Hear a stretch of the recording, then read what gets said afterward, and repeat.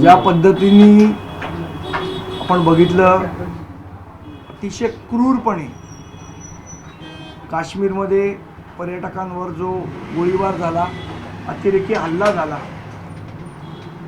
मला असं वाटतं ही वेळ आहे की सगळ्यांनी एकत्रितपणे या दहशतवादी हल्ल्याला तोंड देणं गरजेचं आहे. कालच सन्माननीय राजसाहेबांनी त्या पद्धतीची भूमिका जाहीर केली आणि सांगितलं की ह्या अतिरेक्यांना 10 जन्म विसरणार नाहीत, अशा पद्धतीचा धडा हा सरकारने त्यांना द्यावा. आणि हेही सांगितलं की भारत सरकारच्या पाठी, केंद्र सरकारच्या पाठी, काश्मीर लोकांच्या पाठी महाराष्ट्र नवनिर्माण सेना हा भक्कमपणे उभा आहे. मॉरल सपोर्टच नाही. आज आपण बघितलं तर जिओ पॉलिटिक्स जर बघितलं या सगळ्याचं, तर 370 कलम हटवल्यानंतर अतिशय सुरळीतपणे सगळं काश्मीर चाललं होतं. लोकांचा रोजगार वाढत होता, पर्यटन वाढत होतं, अनेक पर्यटक हे काश्मीरला जात होते, तिकडे एन्जॉय करत होते.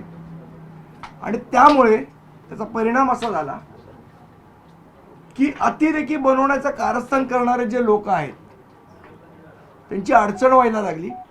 कारण जशी जशी सुबत्ता काश्मीरमध्ये वाढायला लागली तसे तसे अतिरेकी तयार होणं बंद झालं. लोकांनी त्या गोष्टीकडे पाठ फिरवली. मुख्य प्रवाहात येण्याची सुरुवात ही काश्मीरमध्ये व्हायला लागली.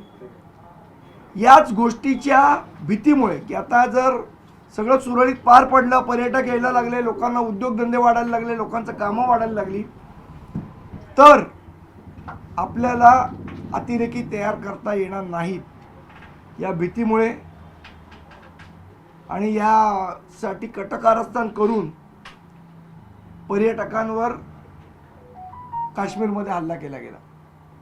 त्यामध्ये 6 महाराष्ट्राचे आणि पूर्ण देशाचे 27 मला वाटतं लोक मृत्युमुखी पडले. महाराष्ट्र नवनिर्माण सेनेतर्फे आम्ही त्यांना श्रद्धांजली पण वाहतो. पण नुसतं श्रद्धांजली वाहून, नुसतं हे करून ही गोष्ट थांबणार नाही आहे. कुठेतरी या दहशतवादाला उत्तर देणं गरजेचं आहे. केंद्र सरकार त्यांच्या पद्धतीने देईल याची आम्हाला 100% खात्री आहे. जो काय बदला घ्यायचा आहे, जे काय सजा द्यायची ज्यांना, ती देईलच.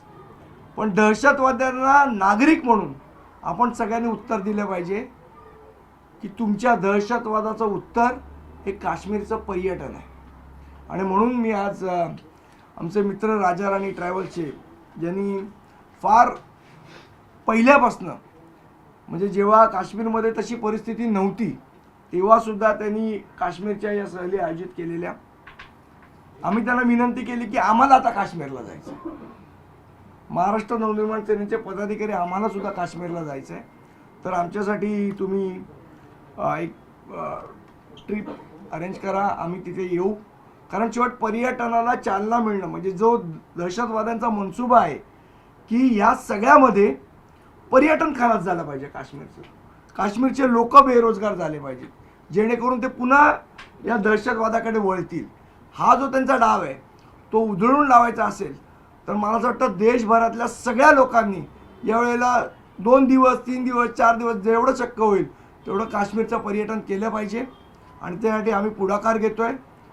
आम्ही मनसेचे पदाधिकारी सुद्धा आम्ही त्यांना सांगितलं की आम्ही काश्मीरला येणार आहोत, तुम्ही आम्हाला तारीख सांगा, साधारण 5 महिन्यानंतर कुठली तारीख, जसं तुमच्या अरेंजमेंट्स होऊ शकतात त्याप्रमाणे आम्हाला पैसे सांगा, आम्ही पैसे भरू. काश्मीरचं पर्यटन जगलं पाहिजे आणि दहशतवादाला उत्तर हे या पर्यटनाने आम्ही देणार आहोत. काश्मीरमध्ये जी चांगली परिस्थिती आहे ती आम्ही बिघडू देणार नाही. आमच्या काश्मीरी बांधव भगिनींच्या पाठी हा अख्खा देश ठामपणे उभा आहे. हा संदेश पाकिस्तानपर्यंत पोचला पाहिजे, यासाठी आम्ही त्यांना विनंती केली आणि लवकरच त्यांचा संपर्क क्रमांक आम्ही जाहीर करू. आणि ज्यांना यायचं आहे, आमच्याबरोबर यायचं आहे, नंतर यायचं आहे, ग्रुपनी जायचं आहे काश्मीरला, ते त्यांना संपर्क साधू शकतात किंवा कुठल्याही ट्रॅव्हल कंपनीला संपर्क साधा. पण काश्मीरला सगळ्यांनी गेलं पाहिजे, ही आमचं आव्हान आहे आणि त्याची सुरुवात आम्ही आमच्या स्वतःपासून करतोय. आमचे पदाधिकारी काही तयार झाले, आमचा एक 50 जणांचा ग्रुप तयार झाला, जास्ती आले तर जास्ती जण जसं ॲडजस्ट होईल त्याप्रमाणे पण आम्ही काश्मीरला जाणार आहोत.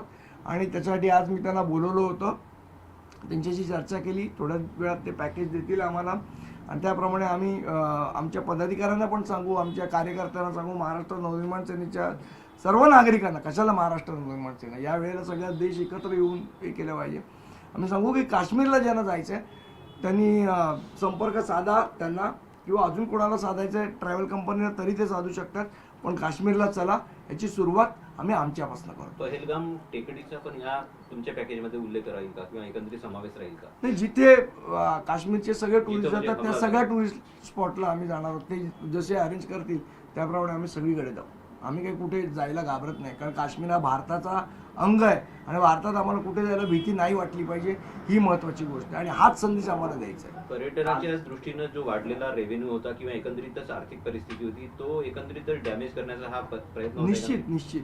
बघा, तुम्ही जर जिओ पॉलिटिक्स बघितलं तर आज अतिरेक्यांना जी मदत कधीतरी व्हायची काश्मीर, ती आता बंद झाली. याचं कारण इन्फ्रास्ट्रक्चर वाढलं, उद्योगधंदे वाढले, लोकांना रोजगार मिळाला. मी कालच कुठल्या तरी चॅनलवर बघत होतो, एक काश्मीरी युवक होता, तो सांगत होता की माझ्याकडे एकच गाडी होती पहिली, टुरिस्ट गाडी, आणि आता ज्याप्रमाणे पर्यटन वाढत होतं म्हणून मी 2 गाड्या एक्स्ट्रा विकत घेतल्या हे पर्यटनासाठी म्हणून. आज तो सांगत होता की माझी याची अवस्था आहे की आता जर पर्यटन बंद झालं तर या 2 गाड्यांचे हप्ते कुठनं भरू मी, या 2 गाड्या मी चालवू कशा. म्हणजे त्या पर्यटनावरच काश्मीर अवलंबून आहे. तेच बंद पाडायचा हा पाकिस्तानचा डाव आहे, अतिरेक्यांचा डाव आहे.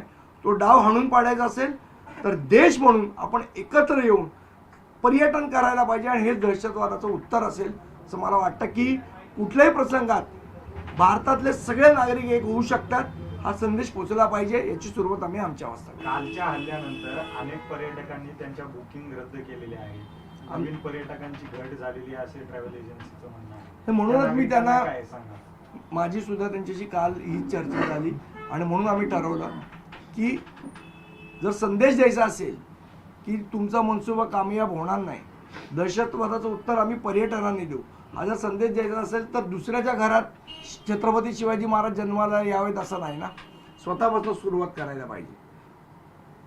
मी नाही जाणार पण दुसऱ्यांनी जावं असं करून होणार नाही, म्हणून सुरुवात आम्ही आमच्यापासून करणार आहोत.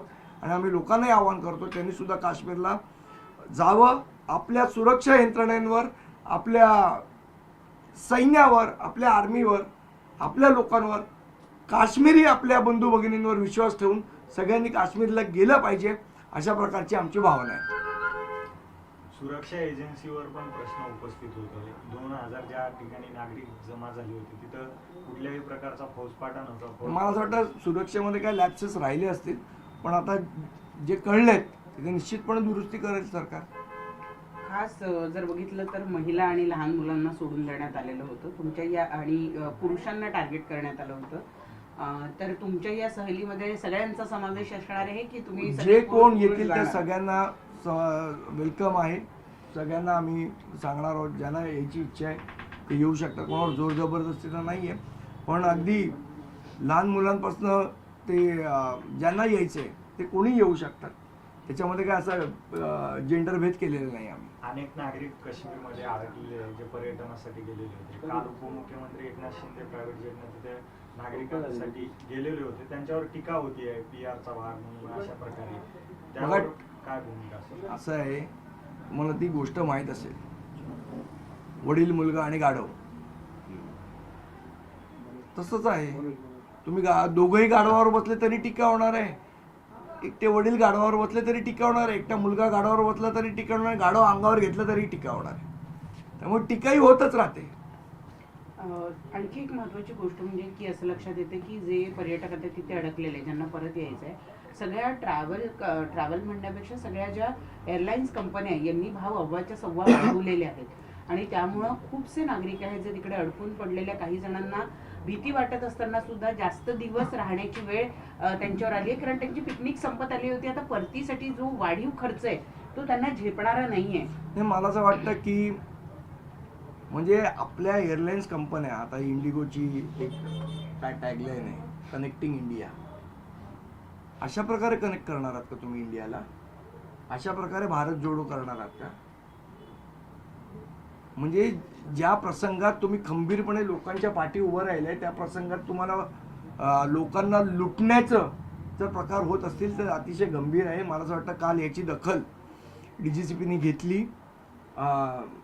2 स्पेशल विमानं त्यांनी अरेंज केली. महाराष्ट्र सरकारने सुद्धा उड्डयन मंत्री आपले मुरलीधर अण्णांनी सुद्धा ती अरेंज केली आणि त्याचा मार्ग काढला. पण अशा पद्धतीने एअरलाईन्स कंपन्यांनी वागणं हे त्यांना शोभणारं नाही आहे. त्याचबरोबर असं दिसून येते की सगळ्या म्हणजे मनसे कायमच म्हणत आलेली आहे की पाकिस्तानशी खेळही नको आणि त्यांच्या कलाकारांना काही एंट्री पण नको.